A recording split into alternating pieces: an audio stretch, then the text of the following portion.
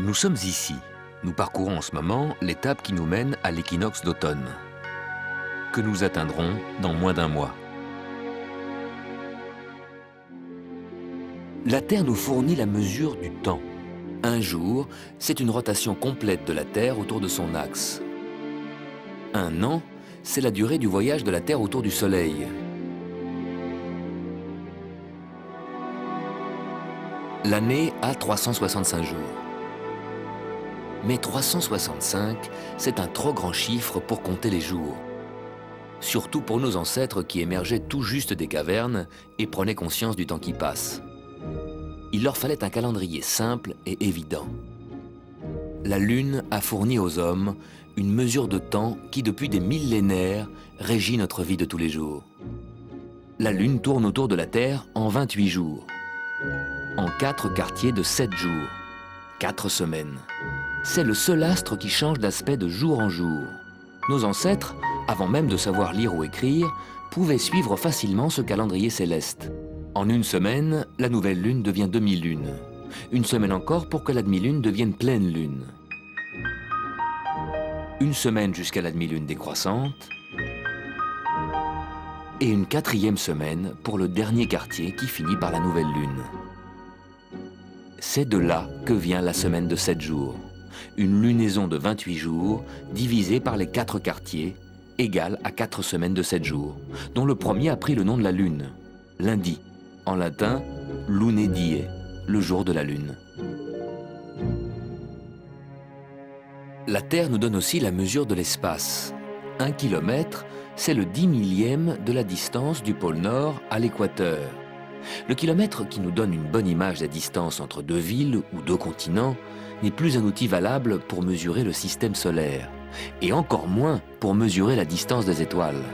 Ces distances-là, on les mesure en années-lumière. La lumière parcourt 300 000 km en une seconde. L'année-lumière, c'est la distance que parcourt la lumière en un an. Ça fait 9 millions de kilomètres. C'est un 9 avec 12 zéros. Oublions les kilomètres et mesurons en années-lumière. L'étoile polaire se trouve à 460 années-lumière. La lumière a mis 460 ans pour faire le trajet de l'étoile polaire jusqu'à vos yeux. Pour mesurer une distance dans l'espace, la distance Terre-étoile polaire, nous utilisons une mesure de temps, le temps que la lumière met pour parcourir cette distance. La Terre nous fournit aussi une autre base de mesure, très grande et très utile, le diamètre de son orbite, 300 millions de kilomètres. Cette base permet de mesurer la distance des étoiles les plus proches. Ce soir, visons l'étoile Sirius, devant les étoiles plus lointaines. Dans 6 mois, la Terre nous aura amenés à l'autre bout de son orbite. De cet endroit, visons de nouveau l'étoile Sirius.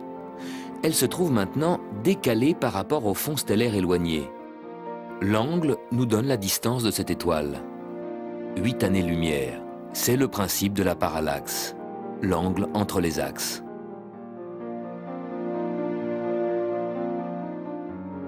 En visant cette autre étoile, Murzine, et en la visant 6 mois plus tard, nous voyons un angle plus petit. Murzine est plus éloigné, 150 années-lumière. Avec les repères que la Terre nous donne en se déplaçant sur son orbite, on peut mesurer la distance des étoiles. Et à leur tour, les étoiles nous servent de repères pour mesurer le déplacement des planètes. Jupiter, devant la constellation du Capricorne, à droite, glissera en 2 ans vers les Poissons, à gauche. Les groupes d'étoiles, les constellations qui se trouvent derrière les planètes, forment le zodiaque. Comme la Terre avance sur son orbite, le Soleil, lui aussi, apparaît successivement dans des secteurs différents du zodiaque. En ce moment, il est devant la constellation du Lion. Le Soleil en Lion, fin août, et d'après l'horoscope, il devrait être en Vierge. Il ne faut pas confondre les constellations avec les signes astrologiques. Les astrologues divisent le zodiaque en 12 secteurs égaux de 30 degrés chacun, alors que les constellations, les groupes d'étoiles, ont des largeurs très différentes. Le Lion occupe un secteur de 35 degrés. Le secteur du Cancer n'est que de 9 degrés.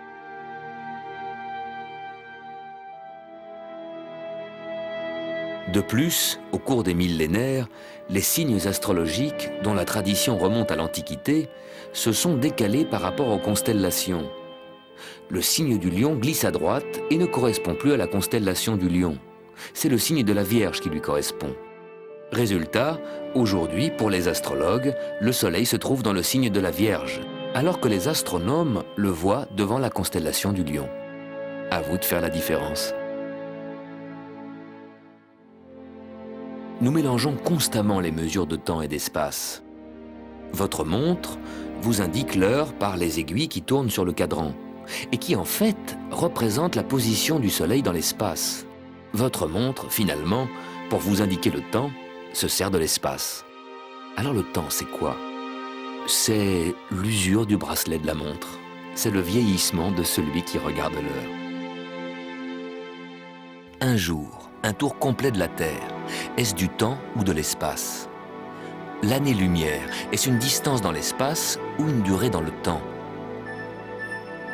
Nous avons du mal à saisir le temps, car c'est une quatrième dimension qui nous échappe. Imaginons une grande planète sur laquelle vivent des êtres à 2 dimensions, comme découpés dans du papier. Ils ne peuvent pas s'imaginer une planète, une sphère en 3 dimensions, puisqu'ils n'en ont que 2. Ils ont appris, comme nous, que la somme des angles d'un triangle est toujours 180 degrés. En fait, si le triangle est situé sur une sphère, il peut avoir plus de 180 degrés. Mais ça, nos amis plats ne peuvent pas le comprendre. Ils sont plats. Et dans un monde plat, il n'y a que des triangles à 180 degrés. Jusqu'au jour où ils dessinent des triangles de plus en plus grands. Et un jour, ils découvrent qu'un triangle très très grand fait plus de 180 degrés, parce qu'il est sur une sphère. Mais cette 3e dimension de la sphère, ils ne peuvent pas l'imaginer. Alors ils échafaudent des théories philosophiques pour concilier leur univers en 2 dimensions avec ce mystère de la 3e dimension qu'ils commencent à découvrir. Nous aussi, en explorant l'univers, nous sentons qu'il doit exister quelque chose comme une 4e dimension.